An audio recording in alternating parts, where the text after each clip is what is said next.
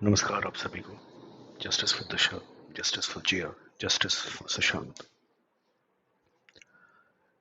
इस छोटे से संस्करण में आज आपसे बात करेंगे आज से ठीक 53 महीने पहले की 53 मंथ्स अर्लियर 13 जून 2020 को दोपहर के 2:15 से लेकर 2:22 इंडिया टाइम सुशांत सिंह, दिवंगत सुशांत सिंह राजपूत के फोन पर 5 फोन कॉल्स आए थे और हमें ऐसा बताया गया कि ये फोन कॉल्स उन महानुभाव ने किए थे जिनको आप अभी देख सकते हैं।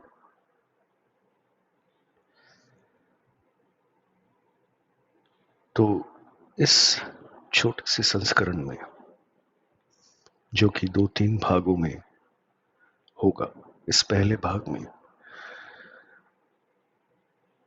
13 जून की उन कॉल्स तक पहुंचने से पहले क्या क्या गाथाएं हुई, उसके ऊपर थोड़ी सी बात करते हैं। कहते हैं कि जिन लोगों के नाम में महादेव या महादेव से जुड़े किसी का नाम हो, उनको अपने कर्मों के ऊपर विशेष ध्यान रखना चाहिए, ताकि ऐसा ना हो कि किसी दिन कर्म का चक्र उनके समक्ष उपस्थित हो और उनको दुविधा में डाले। फेज 1 कोविड के लॉकडाउन के अंतराल में महानुभाव हम सबको ये बताने में पीछे नहीं थे कि वो मुंबई में नहीं थे, वो अपने गृह में थे, यानी कि अमृतसर में। तो जैसा कि आप देख पाएंगे कि वो अप्रैल में, मार्च में इत्यादि इसी से जुड़े पोस्ट्स कर रहे थे, जिनको कि कई लोग लाइक कर रहे थे, कुछ लोग जो इस विश्व में नहीं है। ध्यानपूर्वक है कि अप्रैल 21, 2020 के बाद इनकी अगली पोस्ट 19 जुलाई 2020 को पाई जाती है, यानी कि बीच के अंतराल के लगभग 2 माह इन्होंने कुछ पोस्ट नहीं किया। ऐसा मानना थोड़ा कठिन है, क्योंकि इसके पूर्व वो लगातार पोस्ट्स कर रहे थे, परंतु बीच के इन 2 माह के पोस्ट्स यदि किए गए थे, जो कि संभव है, उन सब पोस्ट्स को हटा दिया गया।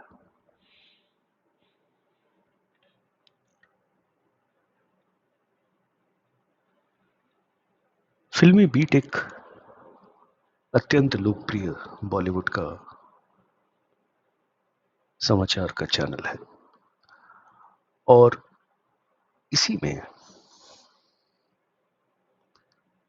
एक उदाहरण के हिसाब से आपको दिखा रहे हैं। ऐसे बहुत समाचार हैं। जब दिशा सालियान की मृत्यु हुई तो बहुत सारे न्यूज एवं बॉलीवुड मीडिया के चैनल्स ने इस समाचार को प्रकाशित किया। इस समाचार में, जिसको कि आप देख सकते हैं,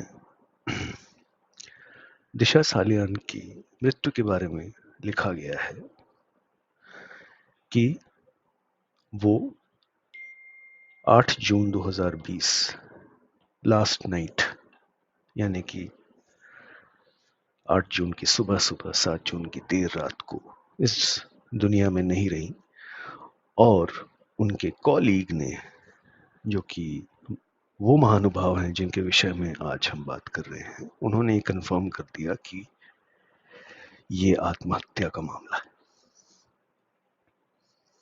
ठीक है। अमृतसर में उनको ऐसी दिव्य दृष्टि प्राप्त हुई कि उन्होंने मुंबई में ये देख लिया कि दिशा ने आत्महत्या कर ली।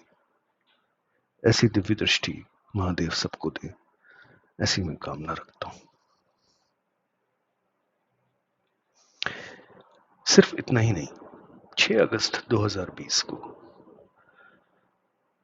एक पत्र सोशल मीडिया में, एक पत्र का चित्र बहुत लोगों ने लगाया, जिसमें कि दिशा सालियान के पिताजी सतीश सालियान मुंबई पुलिस को एक पत्र लिखते हैं, मालवनी डिवीजन को, मलाड पश्चिम में, कि हमको परेशान किया जा रहा है, मीडिया फेक न्यूज छाप रही है, आप इनके विरुद्ध कुछ जस्टिफाइड रीजनेबल एक्शन लें, क्योंकि ये सब गलत सलत बोल रहे हैं।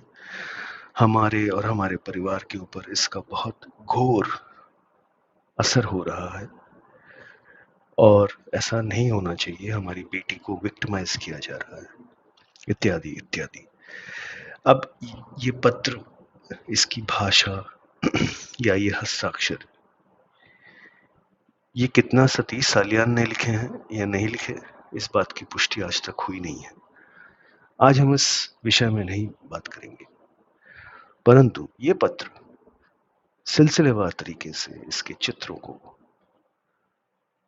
बहुत सारे लोगों ने 6 अगस्त को सोशल मीडिया पे डाला और उन बहुत सारे लोगों में से एक महानुभाव भी थे। अब आपको लेके चलते हैं 14 जून 2020, जिसमें पीपिंग मून नामक एक न्यूज चैनल ने, जिसकी भूमिका सुशांत सिंह और दिशा सालियान के दोनों के ही प्रकरणों में प्रमुख रही है, उनके एक आलेख की बात करते हैं, जिस आलेख में सुशांत सिंह राजपूत के अंतिम कुछ घंटों की बात उन्होंने 14 जून को ही छाप दी कि उन्होंने रिया चक्रवर्ती को 1:47 14 जून की सुबह को फोन किया और फिर अपने परम मित्र महेश शेट्टी को 1:51 पे फोन किया। वहां से भी कोई जवाब नहीं आया और ये उसके अंतिम कॉल थे। उसके बाद जूस, नाश्ता इत्यादि की कहानी, जो कि आप सभी लोग देख चुके हैं, सुन चुके हैं, नीरज, केशव, पिठानी इत्यादि जो घर में थे माउंट ब्लैंक में।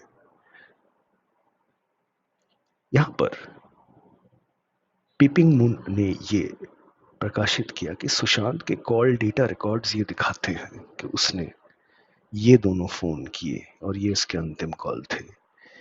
14 जून को कौन से कॉल डेटा रिकॉर्ड्स ऐसे थे जो ऑलरेडी बाहर आ गए थे, जो पीपिंग मून के पास थे?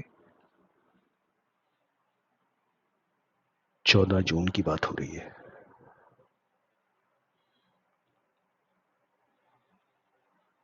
ठीक है। इसके अतिरिक्त इसी आलेख में पीपिंग मून ने कुछ ऐसे घटनाक्रम की बात की जिसकी बात और किसी ने ना की। अब आप सोच रहे होंगे कि अचानक मैं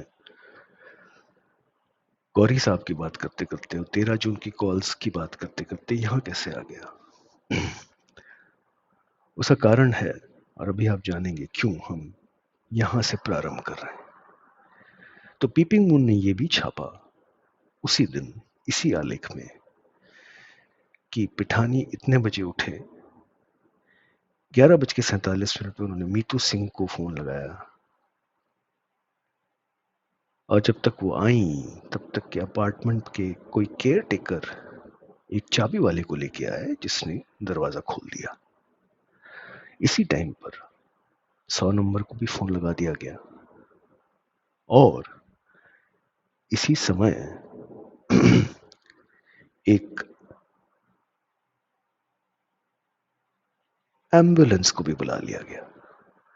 पुलिस 12:22 आई, 12:48 में दरवाजा खोला गया, सुशांत को पाया गया लटके हुए।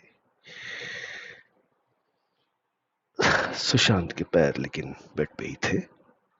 3 लोग उसको नीचे उतारे, डॉक्टर भी आ गया था और उसने उनको मृत घोषित कर दिया। टाइम स्टैम्प्स के डिटेल पे, विस्तृत जानकारी पे ध्यान दीजिएगा। मान लो ऐसा लगता है कि पीपिंग मून के संवाददाता माउंट ब्लैंक में ही थे, उस घर के अंदर, या कोई उनको हर घड़ी की जानकारी लाइव टेलीकास्ट के माध्यम से दे रहा था, ऐसा प्रतीत होता है। इसके अतिरिक्त उन्होंने ये भी छाप दिया कि सुशांत के जीजा जी ने परमवीर सिंह को फोन किया इसी समय। ठीक है, यह बात और है कि परिवार ने ये स्पष्ट बोल दिया कि किसी ने सुशांत को लटका हुआ नहीं देखा था। Anyways, that is not the topic of today's small video. The point here is the detail, the timestamps published here on 14th of June, as if it was being telecast live to Peeping Moon. Okay, इस आलेख के पीछे के code में जाएंगे तो आप पाएंगे कि इस कोड को टैम्पर किया गया है। जो असली कोड यहाँ पे था उसको बदल के फर्जी कोड लगाया गया है। इसलिए हम इस आलेख का जो जिस समय पे ये प्रकाशित किया गया होगा 14 जून को, वो हम नहीं बता सकते क्योंकि वो कोड में से हटा लिया गया है। उसी दिन पीपिंग मून ने यह भी प्रकाशित किया कि दिशा की मृत्यु से सुशांत परेशान थे और यह भी बताया गया कि उसकी मृत्यु के बारे में जब जाना सुशांत ने, तो उन्होंने दिशा के बारे में समाचार को गूगल किया और अपनी ही हिट चलचित्र MS धोनी के प्रमोशंस की बात याद की जिसमें दिशा ने काम किया था, और किसी समीर नामक व्यक्ति की चर्चा की गई इस आलेख में जो वहीं पे रहते थे, जिसके विषय में हम में से शायद किसी को भी नहीं मालूम है आज तक। कोड की बात करें तो फिर से कोड में टैंपरिंग इस आलेख में भी उपस्थित, इसलिए हम समय नहीं बता सकते हैं 14 जून को ये किस समय प्रकाशित किया गया। जैसे कि आप देख सकते हैं इसमें फर्जी डेट डाल दी गई है, पब्लिश्ड है नवंबर 2019 की। अब पीपिंग मून को 14 जून को यह भी पता था कि स्थानीय पुलिस ने सुशांत के अंतिम संस्कार के लिए उसके पार्थिव शरीर को पटना ले जाने की अनुमति नहीं दी थी। ध्यान देने वाली बात यह है कि सुशांत का जो तथाकथित पोस्टमार्टम किया गया कूपर अस्पताल में, वो 14 जून की देर रात 11 बजे 11:30 बजे किया गया, तथाकथित। लेकिन उसके पूर्व ही पीपिंग मून ने ये प्रकाशित कर दिया था कि पुलिस ने पटना ले जाने के लिए मना कर दिया। तो ये स्पष्ट हो रहा होगा आपको कि पीपिंग मून के पास जो जानकारी 14 जून को ही थी वो बाकी सबसे भिन्न थी, बहुत ज्यादा विस्तृत थी। और इसीलिए ये प्रश्न बहुत स्वाभाविक हो जाता है कि यदि पीपिंग मून को इस स्तर की जानकारी 14 जून को ही थी और कोई कॉल डेटा रिकॉर्ड्स तब तक के इतनी जल्दी सुशांत की मृत्यु के कुछ 1-2 घंटे के अंदर तो कॉल डेटा रिकॉर्ड्स नहीं आ गए थे ना, तो उसने 147 पे किसको फोन किया, 151 पे सुबह सुबह किसको फोन किया, ये बात तो उसके फोन से ही पता लगेगी और तो कोई रास्ता है नहीं। यानी कि जिसने भी पीपिंग मून को ये समाचार दिया या पीपिंग मून के संवाददाता के पास, दोनों में से कोई भी संभव है, सुशांत सिंह राजपूत का फोन था, तभी ना उसको देख के वो ये सब बता पा रहे थे। कि उसने इतने बजे इसको फ़ोन किया, इतने बजे कोई जवाब नहीं आया। कॉल डेटा रिकॉर्ड्स में अनआंसर्ड कॉल्स नहीं दिखाई पड़ते हैं। अगर कॉल डेटा रिकॉर्ड्स की ही बात करें तो इसका मतलब फ़ोन था, इनके हाथ में फ़ोन था। और अगर इनके हाथ में फ़ोन था तो उस फ़ोन में 13 जून 2020 की दोपहर की उन 5 कॉल्स की जानकारी भी होगी जो 2:15 से प्रारंभ हुए थे, क्योंकि इसी फोन में से जानकारी वो छाप रहे थे। ठीक, ये जानकारी भी उनके पास होगी। परंतु जितने भी आलेख आपने पिछले कुछ मिनटों में देखे, जो सुशांत के मृत्यु के दिन 14 जून को उन्होंने प्रकाशित किए, उनमें से किसी भी आलेख में उन्होंने 13 जून की उन 5 कॉल्स के बारे में कुछ भी नहीं लिखा।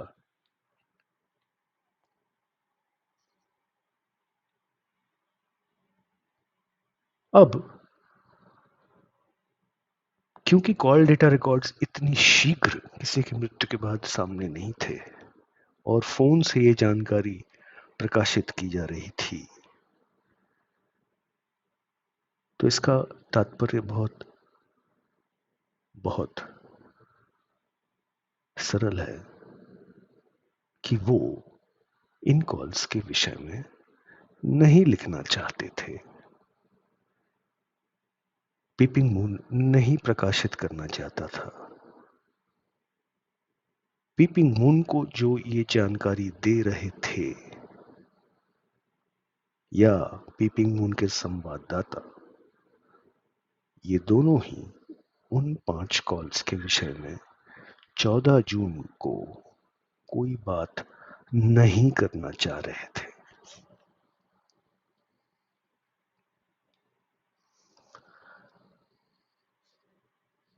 प्रश्न ये भी उठता है कि अगर 14 जून को सुबह 1:47 पर सुशांत ने चक्रवर्ती को फोन किया,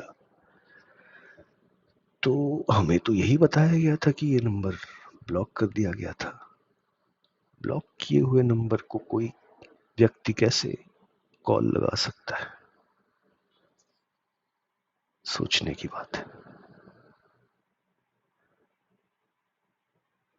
अब थोड़ा सा और आगे चलते हैं और इस संस्करण के पहले भाग की समाप्ति पर आपको वहां पर लेके जाते हैं जहां से स्थानीय पुलिस ने सुशांत सिंह राजपूत की मृत्यु के बाद एक एक्सीडेंटल डेथ और आत्महत्या की घोषणा करने के साथ ही साथ एक इनक्वेस्ट नामक जांच का प्रारंभ किया। ये जांच 16 जून यानी कि सुशांत के दाह संस्कार के बाद 16 जून से ही प्रारंभ हुई थी। इसके आगे क्या क्या हुआ,